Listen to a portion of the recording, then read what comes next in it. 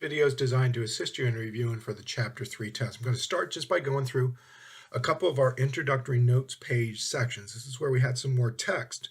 Refer to your textbook to get these in a little bit more detail, but here are some good starting points. Again, we were working with polynomials throughout this unit. Key points, remember, the degree of a polynomial if written in standard form. Standard form is just a long string of coefficients and a variable raised to different powers. Highest degree in a standard form polynomial, whatever the biggest power is, that matches to the degree of the polynomial. If you have something written as a polynomial in factored form, those are going to be linear factor forms, x plus 1 times x minus 2 times x plus 3, so on and so forth. Each of your terms, each of your factors get their degree, add them together. That's how you get the degree of a factored form polynomial. Be comfortable with multiplicities. We've gone through it time and time again. And remember the behavior. Multiplicity of 1, plow through, U-turn, even multiplicity, the lowest value of which could be 2. Traffic circle behavior, multiplicity that is called odd, lowest possible value would be 3, the degree that you could have for a multiplicity of odd structure could be x minus 1 to the third power, for example. Please remember the difference of two squares. Not going to go through it now. Just remember it. Look at it again. Remember turning points. What happens? A turning point is I do a noticeable, a discernible change in direction of my polynomial. Remember the number of turning points is equal to always less than the degree of your polynomial, and the most number of turning points you can ever have is the degree minus 1. Last piece, remember end behavior. We're going to be describing polynomials. What happens as x approaches 0, as x approaches infinity, as x approaches negative infinity. Be sure to use the real language. Tell me what f of x is approaching. Tell me what y is approaching. Next thing to remember is a few page forwards in your notes. And again, I suggest you read this again. Look at your concept summary for end behavior and multiplicity. Understand the different combinations, degree and leading coefficient, what they do informally via arrows, and what they do formally in terms of how you would truly write out end behavior. Remember multiplicity and what it does here as well in terms of what you have, in terms of behavior at the root, what possible degree you might have, the lowest possible degree that you might have. So these are some of our initial points. Structure them, keep them with you. One more piece going forward into 3.4, 3.5. Remember a couple things talked about before. Linear factors.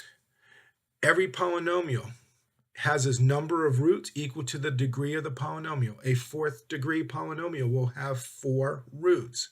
Now it's possible that some of those roots will repeat. That's what multiplicity is all about.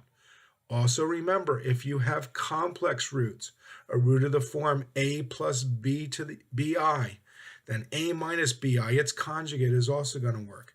And that is also true for what we call irrational roots. So if I have, go down here, if I have a root at 1 minus the square root of 5, I also am going to have a root at 1 plus the square root of 5. Keep that with you. Be comfortable with it.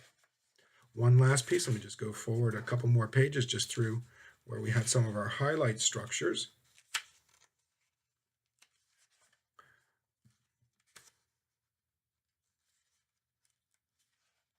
Here we go. If x minus c is a root, if x minus c, x equals c is a root of a polynomial, sorry, just had a misspelling there, then x minus c is a factor. So anytime you know a root, x minus the root becomes a factor of the polynomial. That's all about what we do in this unit. Building roots, finding their factors. That's kind of how we decompose a standard form polynomial. Going ahead and getting roots, turning them into factors, multiplying. That works the opposite direction to build a standard polynomial. Make sure you understand the process. 3 plus 2i is a root, so is 3 minus 2i. 3 plus 2i is a root, x minus 3 plus 2i. Notice the parentheses here, or x minus 3 minus 2i becomes a factor. You have your conjugate pair. Same thing we see down here in your notes. If you have this already, if not, you should have, but go ahead and fill it in one more time. You can see the structures here. So this is kind of the key to the entire unit. Remember your different forms of factoring. That's how you go ahead and break down a standard form polynomial. Please look at the notes that come with that section that talk about all the different methods of factoring. Don't be afraid of them. Use them. All right, very quickly, I'm going to work through a couple problems from the review packet. You'll see these out there on the answer keys or whatever. First, I'm going to write a third degree polynomial with a 0 of 2 and a 0 at negative 6i. Write factored form, and then go ahead standard form. Well, the key thing, this is how I suggest you structure these. As soon as you know your zeros, write out the factored forms as well. If 2 is a 0, x minus 2 is a factor. If negative 6i is a 0, x minus 6i, x plus 6i must be a factor. I need a third degree polynomial. I need another root. What's nice? If negative 6i is a root, so must 6i be a root. There's my third factored form, x minus 6i. I now have 3 roots identified. I have 3 factors. I'm ready to go to town in terms of multiplying them out. Suggestion: whenever you have a difference of 2 squares, complex or irrational roots, you're going to have pairs. Multiply them together. Why? Because you'll be able to solve them using the difference of 2 squares. X plus 6i, x minus 6i, very quickly becomes x squared minus 36i squared. The I squared, negative 1, minus 36 times negative 1 comes a plus 36. I wind up with x minus 2, and now I've resolved these two factors into x squared plus 36. And it's a simple process of multiplying one more time to get my standard form polynomial. So that's the process to use over and over again. Get your zeros. Find any zeros that aren't shown because you either have a complex or an irrational root. Add those extra roots that you've discovered into your equation. Look at your factors. Check the degree now that you have all your factors together. If it doesn't match what you need for your overall polynomial, incorporate some multiplicity at the real root. That'll build your full polynomial that you'll be set to multiply across. Next problem that I want to spend some time with is number 13. Problem number 13 on the review packet requires us to do factoring by any method. Well, this is a very complicated polynomial. This is where we come in and use our calculator. Look at the graph of the calculator and you're going to see some zeros. You're going to see some roots. And when I look at this polynomial, if I put it in, looked at my graph, my calculator is going to show that there's going to be some zeros at x equals negative 3 and at x equals 2. Now, it turns out this is a pretty complicated problem, I will freely admit. We'll talk through it a little bit. I decided to work with the first root at x equals negative 3, work through, did synthetic division. Hey, it truly is a root because I got 0 as a result, as my remainder. Wonderful. And I come out with a first value. Now, when I look at that, x cubed minus 6x squared minus 21x plus 26, there's no clean way to factor that. But what's the nice thing? I had one more root available to me on the calculator. I'll divide by that root at 2. I'm breaking things down bit by bit. I come out with a good result again. Because why? Because x minus 2 is a true legitimate factor. I come up with x squared minus 4x minus 13. If you look over here, here's what I've done. I've divided 2 times, came out with this result. That winds up being my factored form. At this stage, x plus 3x minus 2, x squared minus 4x minus 13, I have 2 roots clearly identified. But this is a what? 4th degree polynomial. I need 4 roots. I need to work x squared minus 4x minus 13 a little bit further. Well, it turns out there's no clean factoring result for this, so I go to the quadratic formula. I won't talk through all the work here, but what I wind up with is a true result from the quadratic formula, 4 plus or minus 2 times the square root of 17 over 2. Check it out yourself and you'll see. Simplified 2 plus or minus root 17. Have I now found 4 roots? Yes, I have, because those are the 2 that I needed to get the rest of the way there. Up here, roots, x equal negative 3, x equal 2, what I saw from the calculator.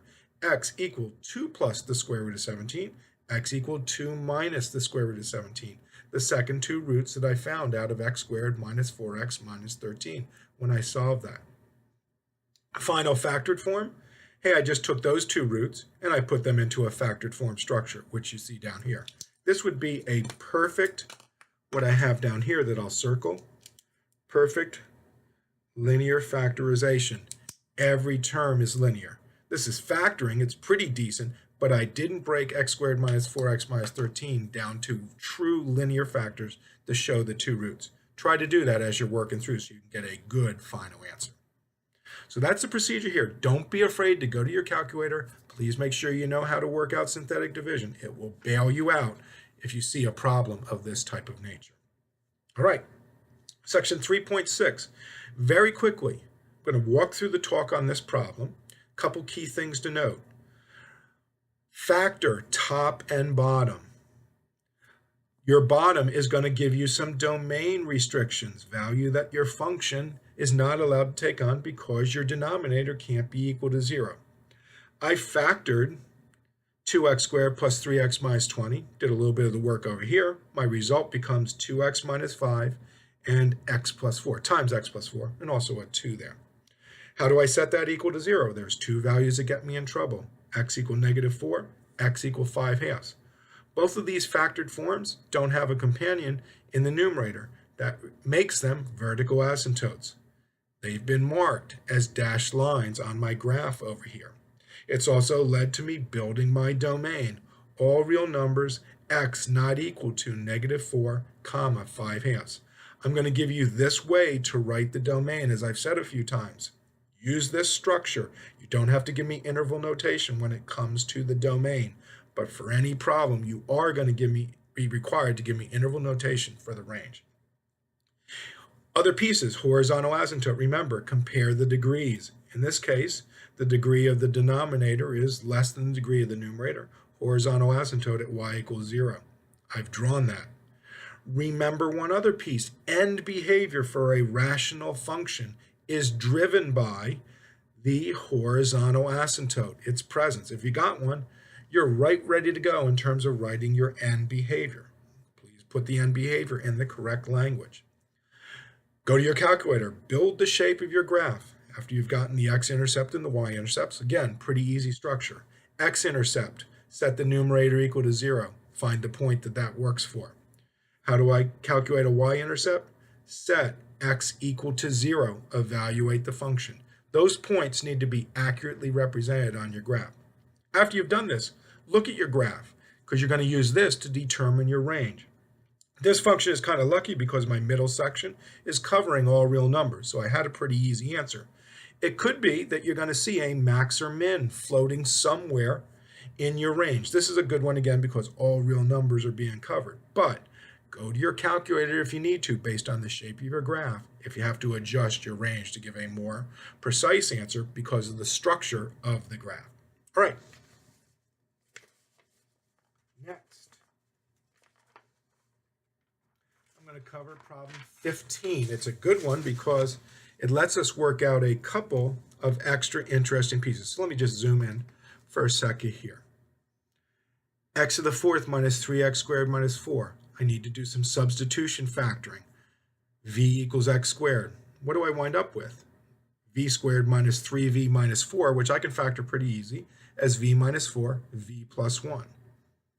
What do my roots become? Well, I get a root at v equals 4, v equals negative 1, which doesn't do me a heck of a lot of good because I need to solve that. Well, it helps me, but it doesn't get me to my final answer because what do I need to do? I need to solve in terms of x. So if v equals 4, that means x squared equals 4. Solve that. X equal plus or minus the square root of 4. X equal plus or minus 2. X squared equals negative 1 requires that x equals plus or minus the square root of negative 1. X equal plus or minus the square root of I. It's a fourth degree polynomial. I have 4 roots. You can see them clearly listed here. You can see them clearly listed in fully factored linear form right there. Building the graph. X-intercepts. X-intercepts, I can see them as zeros on my graph. I have 2 real zeros. They should be things that I could dot on my graph. You can't see imaginary zeros, so it's no surprise that there's only 2 x-intercepts here. My y-intercept is pretty easy to build. Set x equal to 0, evaluate. You get a y value or a function value at negative 4. There we go. And behavior. Well, it's up via the arrows. That's wonderful. In true language, as x approaches negative infinity, s of x approaches infinity. As x approaches positive infinity, s of x approaches infinity. Domain, hey, nice thing. It's a polynomial. The domain of all polynomials is all real numbers. Here's an example for the range. Use your calculator. So let me just scroll down a little bit. The shape of the graph showed me that the range certainly isn't all real numbers. And gee whiz, it looks like I got some shared minimum values over here. Go to your calculator. Second, calc min. And you'll work your way through. Find the actual point that corresponds to this minimum. Get the x coordinate, which is negative 6.25. And your range becomes negative 6.25 to infinity for this problem. So again, work your way through these. Be comfortable. Look at the graphs. Use these techniques, and you should be in better shape come the test. The last piece that I want to review with you is please take a close look at the extra practice sheet. There are a number of very good problems here for you to practice on, and you can look at the solutions as they're built. I'd suggest you take a very close look at problem number 5. Why? Because it shows so many of the different pieces that are involved in this unit. The only thing I didn't do on this is graph it at the moment. I'll let that be up to you to work that piece through. But you will see as you work through these types of problems are going to be very helpful as you prepare. Thanks. Any questions? Come see me in advance of the test.